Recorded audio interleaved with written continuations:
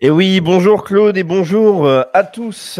Pensez bien, chers amis, à mettre le pouce sous la vidéo et à la partager. Je vois que vous êtes déjà très nombreux de bon matin.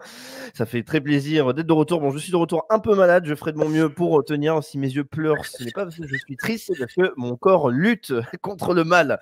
Vitamine Alors, C, Raphaël, vitamine C à ah oui, donf. Pardon. vitamine C, vitamine D, du zinc, la base. Tout, J'espère que vous tout, prenez ça. Surtout la tout. vitamine D, c'est très important.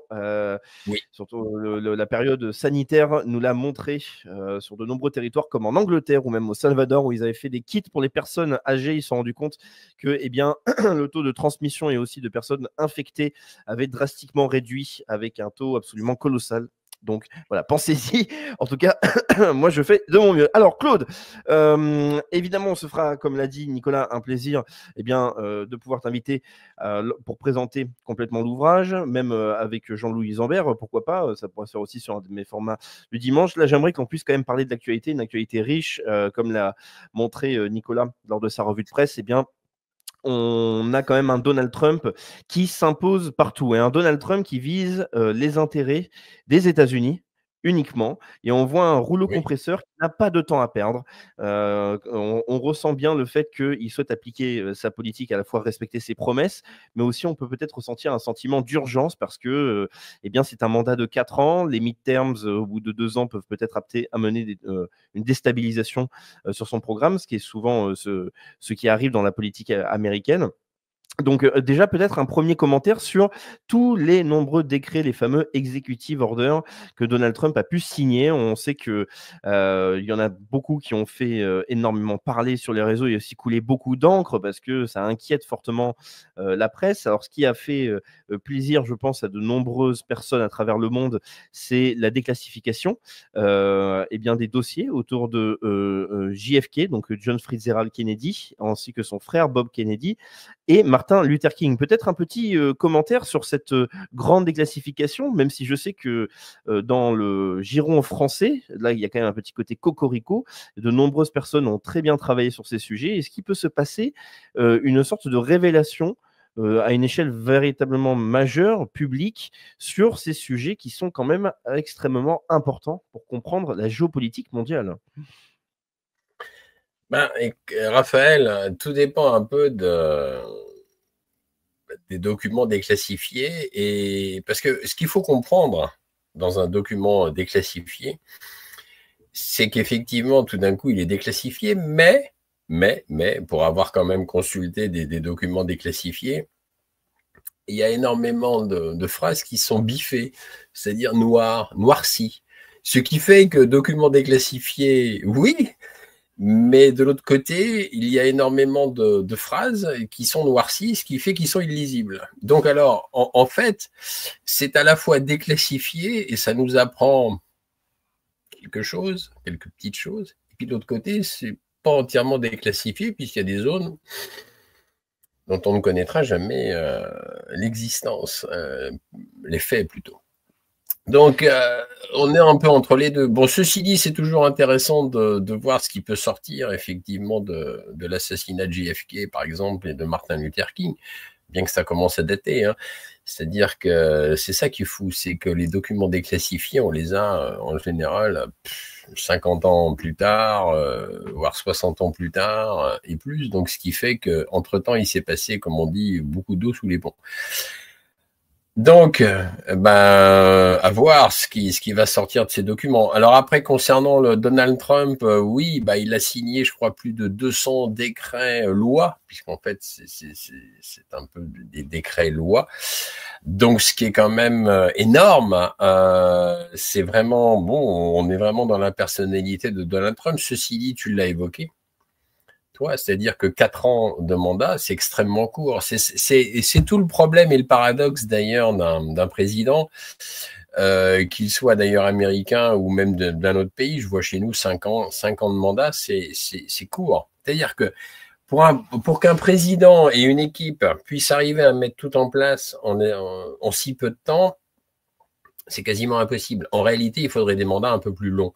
Alors on va me dire, oui, mais plus long, si ça va pas, ça colle pas. Oui, je comprends, mais d'un autre côté, 4 ans pour mettre en place tout un tas de mesures, en plus avec des élections, enfin des midterms, effectivement, au bout de 2 ans, ça peut devenir, c'est presque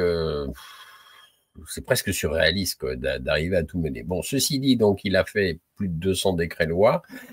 Effectivement, ce qui retient mon attention, mais pas que la mienne d'ailleurs, c'est que il a mis une paquet sur l'intelligence artificielle. Donc ça, c'est à la fois bien, pas bien, on sait pas trop. C'est-à-dire que l'intelligence artificielle, ça va générer certainement une perte de milliers d'emplois. Ça, c'est d'une évidence absolue. Il va y avoir une surveillance numérique et faciale accrue. Hein. Ça, alors là, faut pas se cacher, il faut pas se voiler la face. Un fichage, bien évidemment, qui va être surmultiplié et un contrôle social parce que tout le monde, j'entends beaucoup de gens disent ah ouais, le contrôle social à la chinoise. Mais enfin, ce qu'il faut pas oublier, c'est que nous y sommes. Hein. Nous y sommes dans le contrôle social à la chinoise. Hein. C'est-à-dire que beaucoup de gens pensent que c'est réservé à la Chine, mais pas du tout. Je veux dire, en Europe aujourd'hui, de plus en plus, nous sommes dans un contrôle social et c'est si vrai que on le voit très bien maintenant, vous pouvez plus pénétrer par exemple en Belgique dans la zone de Bruxelles si vous n'avez pas déclaré votre voiture sur Internet un jour avant pour savoir si votre voiture est autorisée à pénétrer dans la zone de faible émission à gaz de serre parce qu'il n'y a pas qu'en France hein, où les fameuses ZFE c'est un peu partout. Et si vous avez eu le malheur de ne pas avoir déclaré votre voiture, vous prenez une amende très salée parce que vous avez des portiques remplis de caméras 20 km avant d'arriver dans la périphérie de Bruxelles. Donc, si c'est pas du contrôle social, ça, je ne sais pas ce que c'est. Donc, l'IA, oui, l'IA, ça va nous amener à ça. Alors, ça peut nous amener aussi, bien entendu, à de bonnes choses. Hein, pourquoi pas dans matière de médicale, par exemple, je fais référence ici à la chirurgie, aux méthodes de pointe, etc. Bien sûr qu'il y aura des bons côtés. Mais le problème, c'est que comme on est souvent dirigé par des va-t-en-guerre et par des fous furieux, l'intelligence artificielle va évidemment aller beaucoup, malheureusement, dans le mauvais sens. Et le mauvais sens, il va y avoir ça, plus la production de plus en plus d'armes destructrices, etc., etc. Donc c'est pas vraiment fait pour me réjouir. Et c'est dommage parce que je pense que bien utilisé, c'est comme tout. C'est comme toutes les technologies en fait. Bien utilisé, si c'était utilisé à des fins de faire progresser la société et de faire progresser l'être humain, ça serait parfait. Malheureusement, il y a toujours une proportion de cinglés, je dirais, une proportion de criminels qui, eux, veulent utiliser les progrès technologiques à des fins destructrices. Et le problème fondamental, il est là. Donc Donald Trump, eh bien oui, il y a bons côtés et des mauvais côtés. Et d'ailleurs, Nicolas en parlait au niveau des bombes. Faut quand même pas oublier que lors du premier mandat de Donald Trump, je vais lui casser un peu du sucre sur le dos, il a quand même donné un tour de clé à l'époque à l'embargo syrien. Ça parce que cet embargo syrien, évidemment, a été enclenché avant lui, mais lui, il a donné un tour de clé quand même alors qu'il n'était pas obligé. Et c'est quand même lui qui a fait assassiner le général Soleimani, hein, on se souvient bien. Bon, c'est passé un peu inaperçu sur nos médias propagandistes mainstream, mais bon, quand même. Et pas que. Donc Donald Trump n'est pas, je m'en méfie un peu. De toute façon, je me méfie effectivement de tous les présidents américains. Je m'en suis toujours méfié, quel qu'il soit. Voilà. Donc Donald Trump, je m'en méfie aussi, bien évidemment. C'est mieux, je pense, que d'avoir une Kamala Harris qui, elle, était totalement féodée donc à tous nos néoconservateurs américains. Mais bon. Faut quand même pas oublier que Donald Trump reste confronté aussi à un énorme problème, c'est le complexe militaro-industriel américain et aussi un État profond. L'État profond, il est là, hein, comme partout, comme dans beaucoup de pays industrialisés d'ailleurs. Voilà ce que j'en pense au niveau de Donald. Absolument, Claude. Je vais rajouter un petit point pour compléter sur l'intelligence artificielle et tout simplement aller sur le sujet français très rapidement avant d'aborder le dernier point de cet entretien qui est quand même important, c'est de parler donc de cette fameuse dette et ça va renvoyer à l'image que l'on voit en fond. Oui. Alors que je conseille fortement à tous nos spectateurs de lire, qui est extrêmement intéressant. un article sur Disclose. Le site Disclose, c'est intelligence artificielle. La France ouvre la voie à la surveillance de masse en Europe.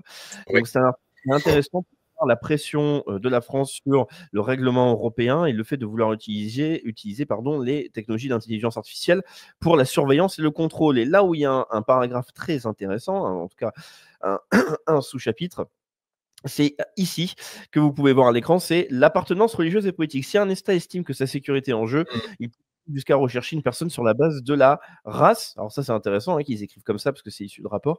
Opinion politique, affiliation à une organisation syndicale, conviction religieuse ou philosophique, vie sexuelle ou leur orientation sexuelle, grâce à la science algorithmique. Voilà.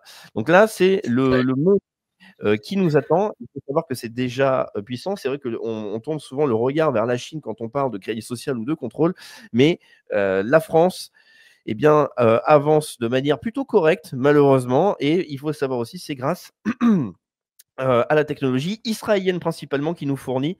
Et je vous renvoie pour ça aux excellents articles. Et il y aura la suite qui sera publiée dans la revue du mois prochain de Géopolitique Profonde de Marc-Gabriel Draghi qui parle de la 4e révolution industrielle et des sociétés technologiques d'Israël. Voilà. Donc, Claude, eh bien, on va revenir à l'image de fond. Donc là, c'est la Grèce. Ça nous rappelle, eh bien, malheureusement, la terrible traverser la Grèce. Peut-être que beaucoup de gens ne le savent pas ou l'ont oublié.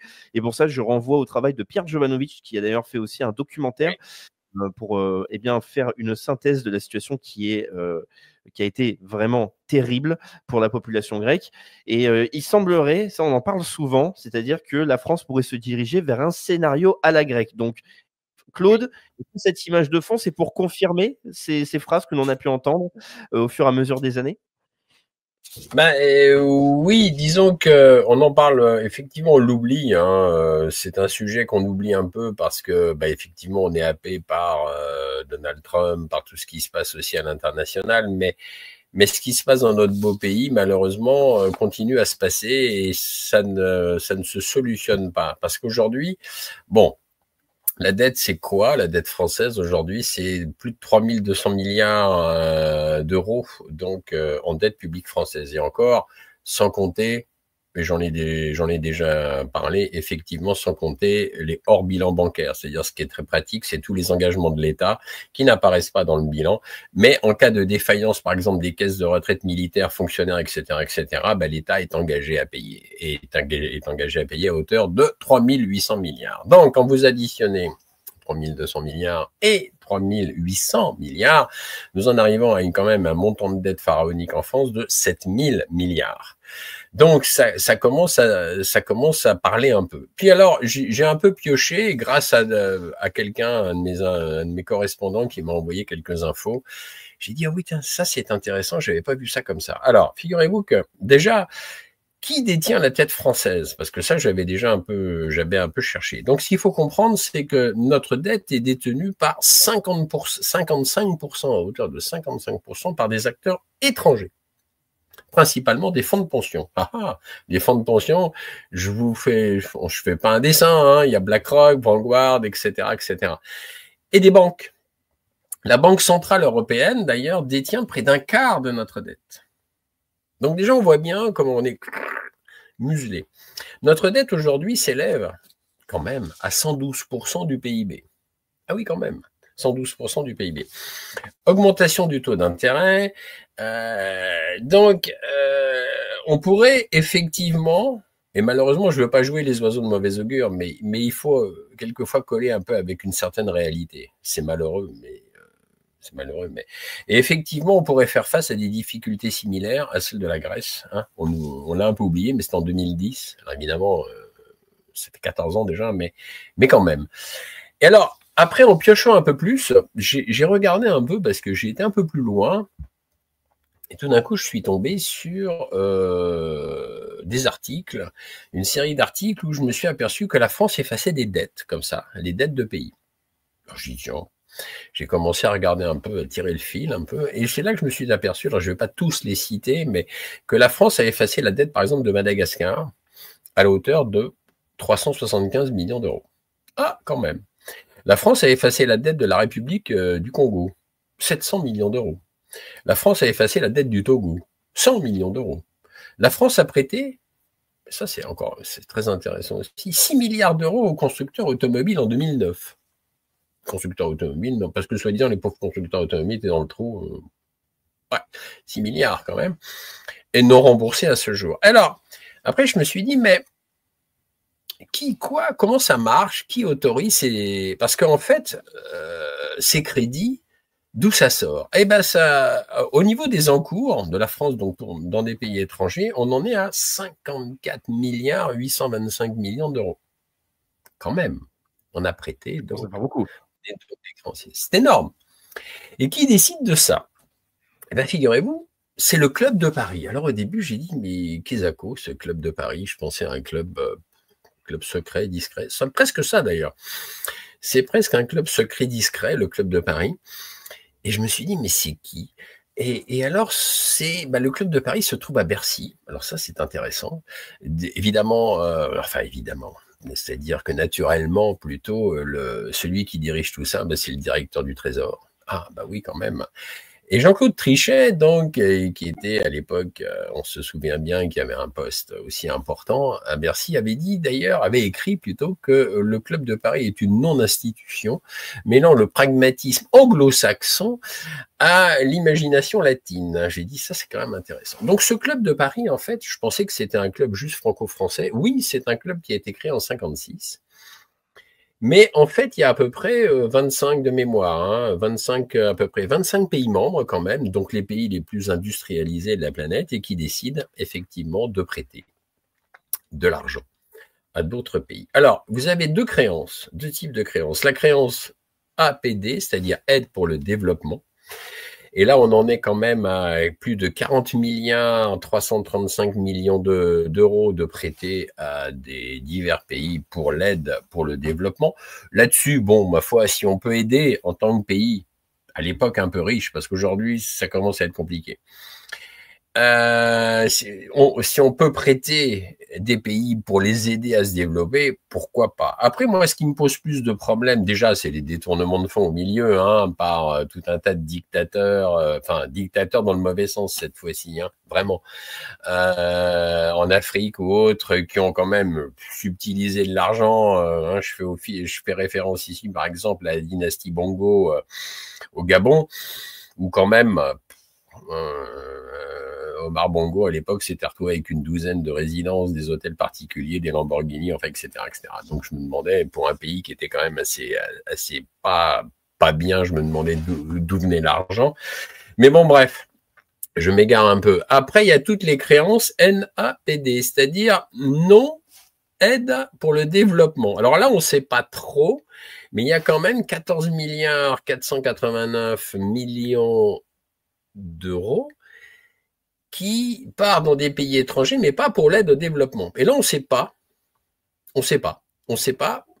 On ne sait pas pourquoi, à quoi est destiné cet argent. Et alors, il y a une petite phrase. Alors, tout ce que je suis en train d'exposer là, c'est visible sur le site du Club de Paris. C'est pas moi qui l'invente. On peut vérifier. Les internautes, d'ailleurs, j'invite tout le monde à le vérifier. C'est vraiment clair. Et alors, ce qui est intéressant, c'est qu'il y a une petite phrase à la fin, c'est l'encours multi-pays. Donc, ce terme, ça rassemble des prêts, donc aide pour le développement ou non-aide pour le développement, pour lesquels un pays bénéficiaire unique n'est pas identifiable. Alors ça, c'est intéressant. Il y en a pour 2 milliards 800 millions d'euros. Ah, quand même. Et ce club décide, oui, non, on va annuler des dettes, on va les effacer, on va les... Et en réalité, ce que je reproche, et pas que moi d'ailleurs, à ce club, c'est un manque total de transparence. C'est-à-dire, ils font ce qu'ils veulent. Il n'y a pas de, comment dire, il n'y a pas de personnalité juridique vraiment, il n'y a pas de texte constitutif. On voit bien que tout ce, alors évidemment, les partenaires sont le FMI, Banque Centrale Européenne, etc., etc., mais, et on voit bien que tout ce microcosme financier fait ce qu'il veut. Il fait ce qu'il veut, c'est-à-dire ça obéit à pas grand-chose. Et c'est voilà. Donc je voulais un peu souligner ça parce que je me dis, on arrive à un point où malheureusement la France ne va pas bien du tout. On est de plus en plus dans une période inflationniste, une période où, évidemment, je l'ai souligné, la dette explose et malheureusement, de l'autre côté, on a de l'argent, on efface des dettes, on a de l'argent. Mais il n'y a jamais assez d'argent pour augmenter les retraites, il n'y a jamais assez d'argent pour augmenter le SMIC, il n'y a jamais assez d'argent pour budgéter correctement les hôpitaux du public en France, il n'y a jamais assez d'argent pour les choses constructives. Et ça finit par être fâchant. Voilà, c'était un peu mon coup de gueule du jour, parce que j'estimais intéressant de remettre un peu les pendules à l'heure en ce début d'année 2025. Voilà. Et vous appelez à la mise en place d'un euro numérique. Absolument. Nos élites déroulent leurs plans contre nous. Mais nous aussi on a des plans contre eux. Déjà au travers de nos émissions avec une revue de presse économique pour faire le point avec vous, puis dans notre revue mensuelle avec des analyses financières et des solutions de décentralisation, et surtout dans notre stratégie anti-CBDC. Plus de 3 heures de contenu exclusif et gratuit pour apprendre concrètement à préserver votre épargne. Au programme, protection anti-crise, anti-banque, anti-État et bien d'autres solutions. Le temps joue contre nous, mais on peut se défendre.